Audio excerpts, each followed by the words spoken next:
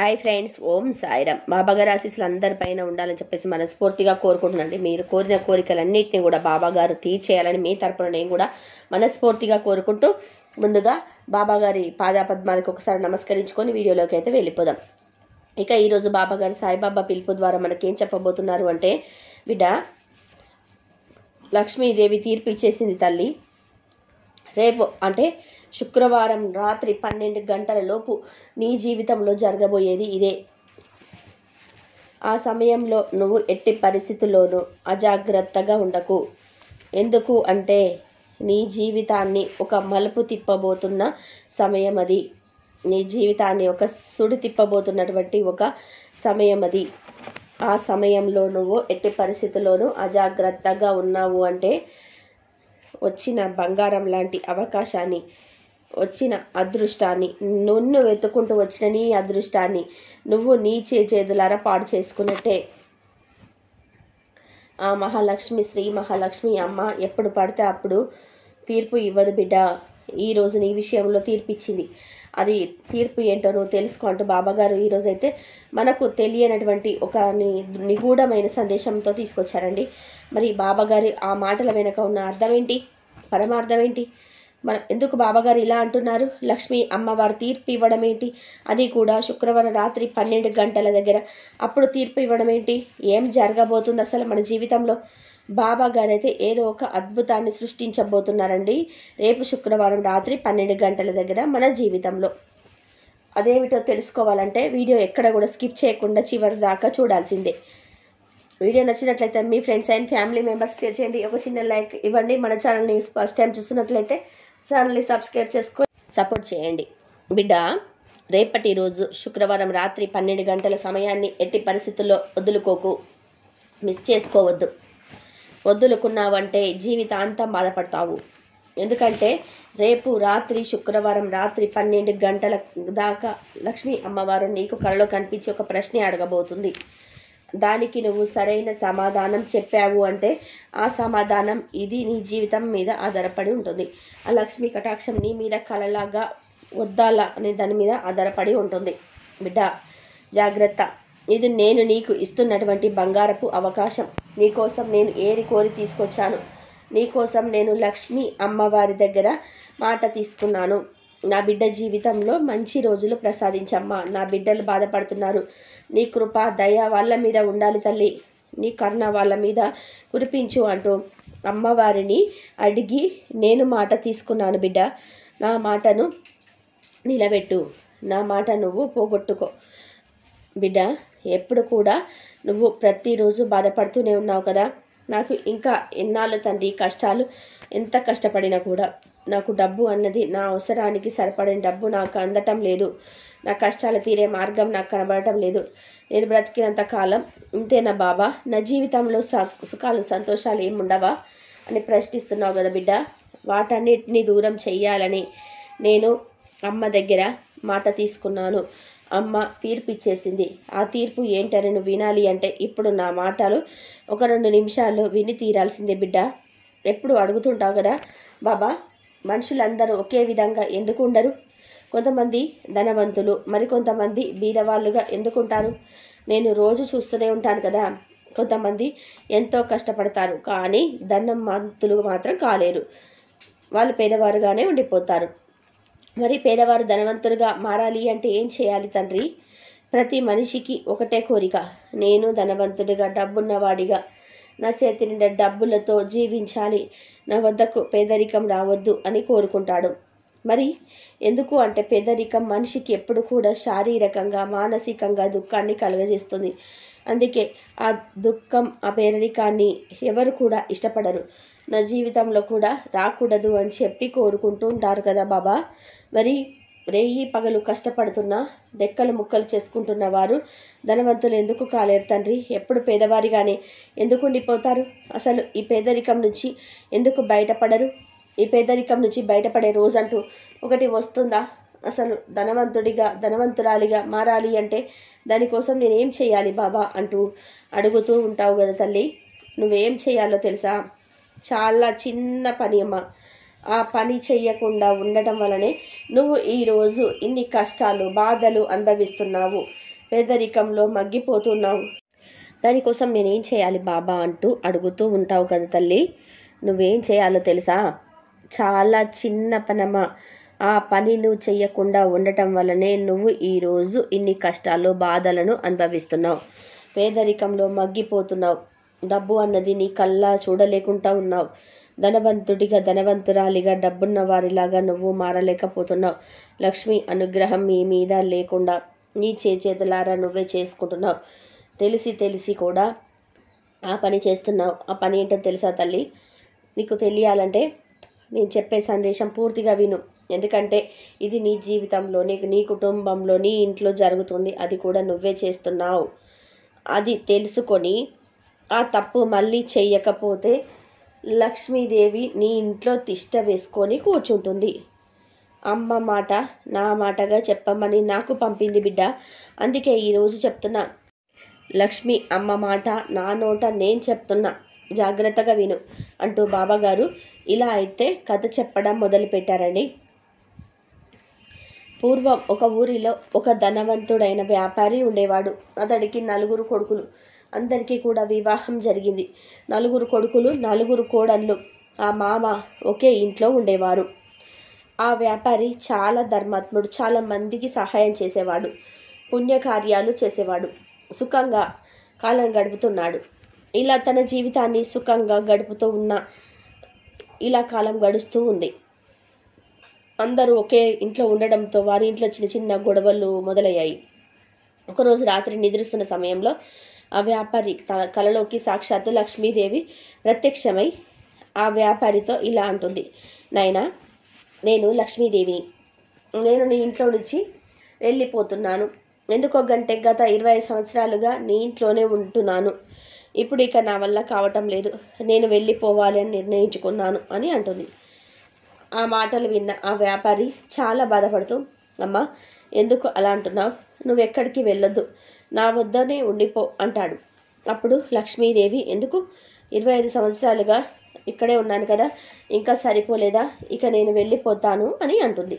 అప్పుడు ఆ వ్యాపారి, అమ్మా, నువ్వు నా ఇంట్లో ఉన్నావని నన్ను అందరూ సమాజంలో గౌరవిస్తున్నారు, గుర్తింపు ఇస్తున్నారు. నన్ను ఒక గొప్ప వ్యక్తిగా గుర్తిస్తున్నారు. నా వద్ద కావలసినంత ధనం ఉన్నదని నమ్మకంతో నేను గుడికి వెళ్ళడం కూడా మానేశాను. పేదవారికి సేవలు చేయడం, ప్రేమగా మాట్లాడడం కూడా వదిలేశాను అని అంటాడు.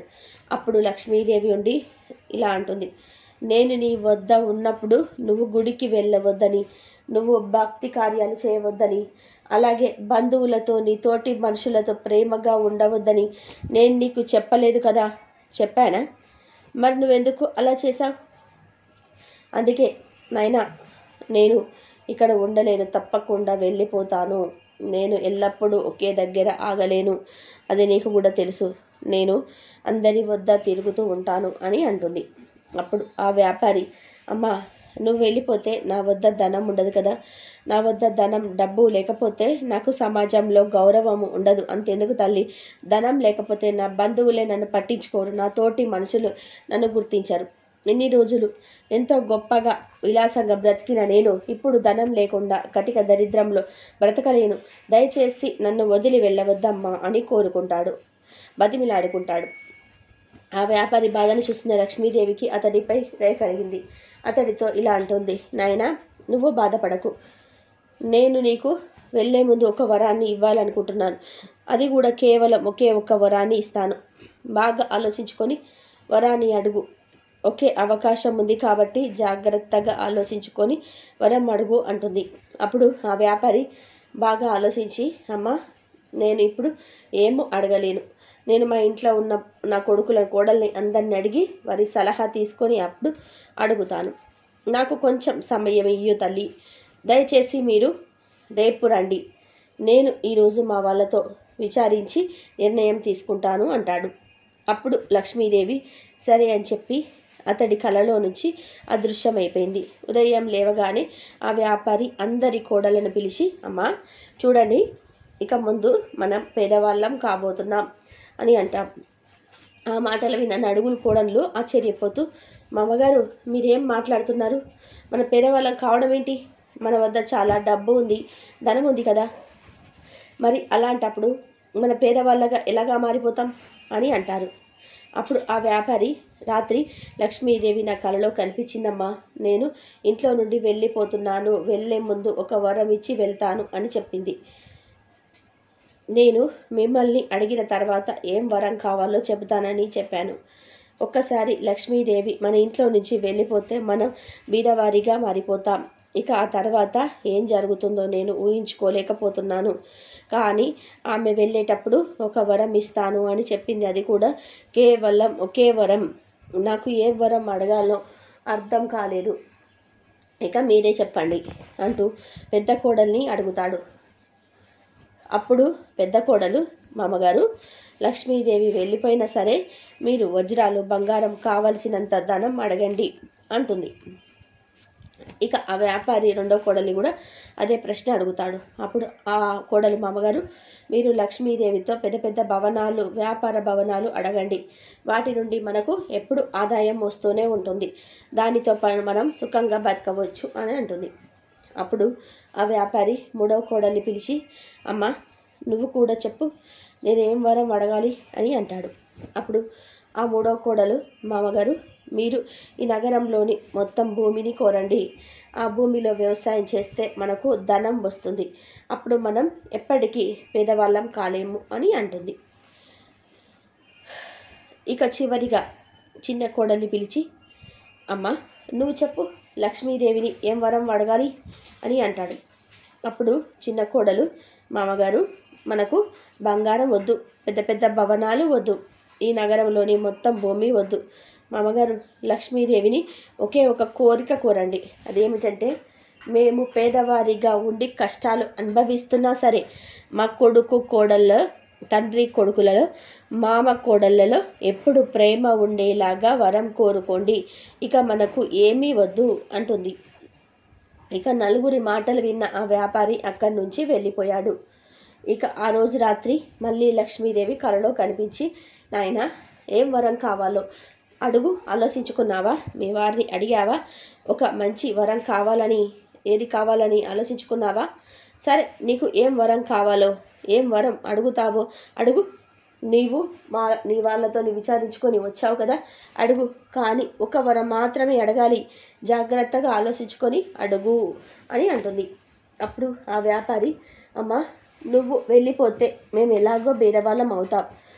నేను అడిగే వరం ఏమిటి అంటే, తల్లి, మేము బీదవాళ్ళం అయిపోయి ఎన్ని కష్టాలు అనుభవిస్తున్నా సరే నాకు, నా కొడుకులకి, నా కొడుకుల కోడలకు, అంటే నా కుటుంబంలో ఉన్న వారందరికీ కూడా ఒకరిపై ఎల్లప్పుడూ ప్రేమ ఉండేలాగా, నా కుటుంబంలో ఎప్పుడు గొడవలే జరగకుండా వరం ఇవ్వు తల్లి అని కోరుకుంటాడు. ఆ వ్యాపారి మాటలు విన్న లక్ష్మీదేవి, నాయనా బాగా ఆలోచించుకో, నువ్వు తొందరపాటులో నిర్ణయం తీసుకుంటున్నావు. మళ్ళీ నీకు అవకాశం ఉండదు. నువ్వు నీ మనస్ఫూర్తిగా వరం అడుగు. నీకు మనులు కావాలా, మాణిక్యాలు కావాలా, బంగారం కావాలా, డబ్బు కావాలా, ధనం, సంపద కావాలా, ఏం కావాలి అడుగు. తొందరపడి వరం అడుగుతున్నావు, జాగ్రత్త అని అమ్మ హెచ్చరిస్తుంది. అప్పుడు ఆ వ్యాపారి, అమ్మ నేను బాగా ఆలోచించుకున్న తర్వాతే నేను ఈ నిర్ణయం తీసుకున్నా అని అంటాడు. అప్పుడు లక్ష్మీదేవి, నాయనా కావాలంటే ఇంకో రోజు సమయం తీసుకో, నువ్వు చాలా మంచివాడివి, అందుకే నీకు ఇంతగా చెప్తున్నాను, వేరే ఏదైనా మంచి వరాన్ని అడుగు అంటుంది. అప్పుడు ఆ వ్యాపారి, అమ్మ నాకు ఏమీ వద్దు, నాకు ఒకే ఒక వరం ఇవ్వండి. మేము పేదవారిగా ఉన్నా కూడా సరే మా కుటుంబంలో ఒకరిపై ఒకరికి అత్యంత ప్రేమ ఉండేలాగా వరం ఇవ్వండి అని అడుగుతాడు. ఆ వ్యాపారి మాటలు విన్న లక్ష్మీదేవి చాలా సంతోషించి, నాయనా ఇక నువ్వు బాధపడకు, నువ్వు కోరినట్టే నీకు వరం ఇస్తాను, వరం ప్రసాదిస్తాను. అంతేకాదు ఇక ముందు నీ ఇంటిని విడిచి నేను ఎక్కడికి వెళ్ళను, ఇక్కడే ఉండిపోతాను అంటుంది. అప్పుడు వ్యాపారి ఎంతో సంతోషంతో, అమ్మ నువ్వే వెళ్ళిపోతానన్నావు కదా, మరి ఏమైంది, ఇక్కడే ఉంటాను అంటున్నావు? మళ్ళీ ఇక్కడ ఉండడం నాకు చాలా సంతోషం తల్లి, కానీ ఎందుకు మళ్ళీ మనసు మార్చుకున్నారో తెలుసుకోవాలనుకుంటున్నాను అని అడుగుతాడు. అప్పుడు లక్ష్మీదేవి, ఎక్కడైతే ఒకరిపై ఒకరికి ప్రేమ ఉంటుందో, ఏ ఇంట్లో గొడవలు జరగవో, ఏ ఇంట్లో అందరూ కలిసి ఉంటారో, ఎక్కడ భక్తి ఉంటుందో, ఎక్కడ తల్లిదండ్రులు గౌరవింపబడతారో, ఏ ఇంట్లో భార్యాభర్తలు గొడవలు పడకుండా ఉంటారో, ఎవరు ధర్మబద్ధంగా వారి పనులు వాళ్ళు చేసుకుంటారో నేను అక్కడే ఉంటాను. ఇక నువ్వు అడిగిన వరం ప్రకారం నీ ఇంట్లో ఎల్లప్పుడూ కూడా ఒకరిపై ఒకరిని ప్రేమ ఉంటుంది. నీ వారంతా కలిసే ఉంటారు. ఇక మిమ్మల్ని విడిచి నేను ఎటు వెళ్ళను. ఇక నేను మీ ఇంట్లోనే ఉంటాను అని చెప్తుంది లక్ష్మీదేవి. ఆ మాటలు విన్న వ్యాపారికి చాలా సంతోషం కలిగి లక్ష్మీదేవి పాదాలకు నమస్కరించాడు. ఇక బాబాగారు ఇంతటితో కథ చెప్పడం అయితే ఆపారండి. ఇక ఈ కథ ద్వారా బాబాగారు మనకు ఇస్తున్న సందేశం ఏంటి బిడ్డ? చెప్పాను కదా, లక్ష్మీదేవి రేపు రాత్రి అంటే శుక్రవారం రాత్రి 12 గంటల లోపు నీకు తీర్పు ఇచ్చేసింది. నీ జీవితంలో జరిగేది ఇదే అని చెప్పాను కదా. నువ్వు చేస్తున్న తప్పేంటో కూడా చెప్పాను కదా. నీ పేదరికానికి, నీ కష్టానికి, కన్నీళ్ళకి తప్పు కూడా నువ్వే చేస్తున్నావు. ఆ తప్పులకి కారణం కూడా నువ్వే అని చెప్పాను కదా. నీకు ఇప్పటికే నా సందేశం ఏంటో, నా మాటల ఆంతర్యం ఏంటో, అంతరార్థం ఏంటో అర్థమైందని అనుకుంటున్నాను బిడ్డ. ఏ ఇంట్లో గొడవలు జరుగుతాయో అలాంటి ఇంట్లో ఒకరిపై ఒకరికి ప్రేమ ఉండదు. ఏ ఇంట్లో తల్లిదండ్రులు గౌరవింపబడరో, ఏ ఇంట్లో భక్తి ఉండదో, ఏ ఇంట్లో భార్యాభర్తలు ఎల్లప్పుడూ గొడవలు పడుతూనే ఉంటారో అలాంటి ఇంట్లో లక్ష్మీదేవి ఉండదు. లక్ష్మీదేవి ఉండకపోతే పేదరికం ఉన్నట్లే. ఈ విధంగా మనుషులకి పేదరికం వస్తుంది బిడ్డ. ఎలాంటి ఇంట్లో ఒకరిపై ఒకరికి ప్రేమ ఉంటుందో, ఏ ఇంట్లో భార్యాభర్తలు ఎప్పుడు గొడవలు పడరో, ఎవరైతే తల్లిదండ్రులను బాగా గౌరవిస్తారో అలాంటి వారి ఇంట్లో ఎల్లప్పుడూ కూడా లక్ష్మీదేవి నివాసం ఉంటుంది. అలాంటి వారు ఎప్పుడు కూడా ధనవంతులు కాలేరు. అలాంటి ఇల్లు అంటేనే నేను సాయికి, నీ బాబాకి కూడా చాలా ఇష్టం. అలా ప్రతి ఇంటిలోనూ ప్రతి మనుషులతోనూ ఎవరైతే ప్రేమగా ఉంటారో, ప్రేమగా ఉండి దైవ కార్యాలు చేస్తూ ఉంటారో, దైవ భక్తిలో ఉంటారో, ఒకరినొకరు గౌరవించుకొని ఒకరినొకరిని ప్రేమించుకుంటూ ఉంటారో, ఎక్కడైతే మోసం చేయరో, ఎక్కడైతే అబద్ధాలు చెప్పరో అక్కడ నీ సాయి తప్పకుండా కొలువై ఉంటారు బిడ్డ. నీ సాయికి కూడా అలాంటి చోటంటే చాలా ఇష్టం బిడ్డ. చెప్పాను కదా నీ పేదరికానికి కారణం ఏంటని. లక్ష్మీ అమ్మ ఇచ్చిన తీర్పు ఏమిటో నీకు అర్థమైందా? నీ ఇంట్లో కూడా అయినదానికి కాందానికి ప్రతిదానికి చిరాకులు పరాకులు అరుచుకుంటూ గోలలు చేసుకుంటూ ఒకరినొకరు తిట్టుకుంటూ దూషించుకుంటూ మనశ్శాంతి లేకుండా బతికేస్తున్నారు. ఇలా ఉంటే ఆ ఇల్లు నరకంతో సమానం బిడ్డ. అలాంటి ఇంట్లోకి లక్ష్మీదేవి అడిగి పెట్టదు. అనుకున్న పనులు జరగవు. నీ సాయి కూడా నీ పైన చూడాలంటే కూడా భయపడతాడు బిడ్డ. మనశ్శాంతి లేకుండా ఉంటుంది బిడ్డ. అక్కడ ఏ భగవంతుడు నివసించలేడు. ఎటువంటి ధనము సంపదలు కూడా రాలేవు. ఆ ఇంట్లో మొత్తంగా నకారాత్మక శక్తులు నిండిపోయి ఉంటాయి. జాగ్రత్త తల్లి. ఎప్పుడు ఇంట్లో ప్రశాంతంగా ఉండు, గొడవలు లేకుండా ఉండు. నీ ఇంట్లో ఉన్న వాళ్ళందరినీ ప్రేమించు, గౌరవించు. నీతో ఉన్న వాళ్ళందరినీ కూడా గౌరవించు. అందరితోనూ మంచిగా ఉండు, మంచి మాట్లాడు, మంచి కోరుకో. అప్పుడు ఈ సాయి నీ సహాయానికి తప్పకుండా వస్తాడు. నీ వెంటనే నీ నీడలా ఉంటాడు. నువ్వెప్పుడు కూడా సంతోషంగా ఉండాలి బిడ్డ అంటూ బాబాగారు అయితే ఈరోజు మనకు మంచి అద్భుతమైనటువంటి సందేశాన్ని అయితే మన ముందుకు తీసుకొచ్చారు కదండి. మీ వాళ్ళతోనే విచారించుకొని వచ్చావు కదా అన్నాడు కదా. అంటే ఆ లక్ష్మీదేవి ఒక్క వరం మాత్రమే అడగాలి అన్నది. అంటే అప్పుడు ఆయన డబ్బు ధనము ఆరోగ్యము అన్నీ డబ్బు ధనము కావాలని చెప్పేసి ఎప్పుడు అడగలే. ఆయన ఆరోగ్యము మనశ్శాంతి కావాలి. మేము భేదవాళ్ళమైపోయి ఎన్ని కష్టాలు అనుభవిస్తున్నా సరే కానీ మాకు నా కొడుకులకు కోడళ్ళకి అంటే నా కుటుంబంలో ఉన్న వారందరికీ కూడా ఒకరిపై ఒకరికి ఎల్లప్పుడూ ప్రేమ ఉండేలాగా దీవించు తల్లి అని చెప్పేసి ఆ లక్ష్మీదేవిని అమ్మవారిని కోరుకున్నాడు. అట్లా ఆ వరం కోరుకోవడం వల్ల ఆ అమ్మవారు ఇంట్లో నుంచి వెళ్ళిపోలేదు. అంటే మన ఇంట్లో ఎప్పుడైనా సరే సుఖాలు సంతోషాలు ఆరోగ్యంగా ఎప్పుడైతే ఉంటామో అప్పుడే మనం కోటీశ్వరులము. ఆరోగ్యంగా ఉన్న వాళ్ళే ఐశ్వర్యవంతులు. కాబట్టి మనులు మాణిక్యాలు బంగారము డబ్బు కావాలా ధనం సంపాదన కావాలా అని అడుగు అని అమ్మవారు అడిగినా సరే తొందరపడి వరం అడుగుతున్నావు జాగ్రత్త అంటూ అమ్మ హెచ్చరిస్తుంది కదా. అప్పుడు ఆ వ్యాపారి అమ్మ నేను బాగా ఆలోచించుకున్న తర్వాతే ఈ నిర్ణయం తీసుకున్నాను అని చెప్తాడు. అప్పుడు లక్ష్మీదేవి, నాయన కావాలంటే ఇంకో రోజు సమయం తీసుకో, నువ్వు చాలా మంచివాడివి, అందుకే నీకు ఇంతలా చెప్తున్నాను, వేరే ఏదైనా వరం, మంచి వరాన్ని అడుగు అంటుంది. అప్పుడు ఆ వ్యాపారి, అమ్మ నాకు ఏమీ వద్దు, నాకు ఒకే ఒక వరం ఇవ్వండి, మేము పేదవారిగానే ఉన్నా కూడా సరే మా కుటుంబంలో ఒకరిపై ఒకరికి అత్యంత ప్రేమ ఉండేలాగా వరం ఇవ్వండి అని చెప్పి అడుగుతాడు. అలా కోరుకోవడం వల్ల అమ్మవారిని అనుగ్రహించి ఇంట్లో స్థిరంగా ఉండిపోతుంది. ఇదండి ఈరోజు వీడియో. ఈ వీడియో కనుక మీకు నచ్చినట్లయితే ప్లీజ్ లైక్ చేయండి, షేర్ చేయండి, సబ్స్క్రైబ్ చేయండి. మరొక మంచి వీడియోతో మళ్ళీ కలుద్దాం. అందరూ బాగుండాలి, అందరిలో మనం ఉండాలి. సర్వేజన సుఖినో భవంతు. ఓం సాయిరామ్. శ్రద్ధ సబ్బూరి. ఓం సాయి.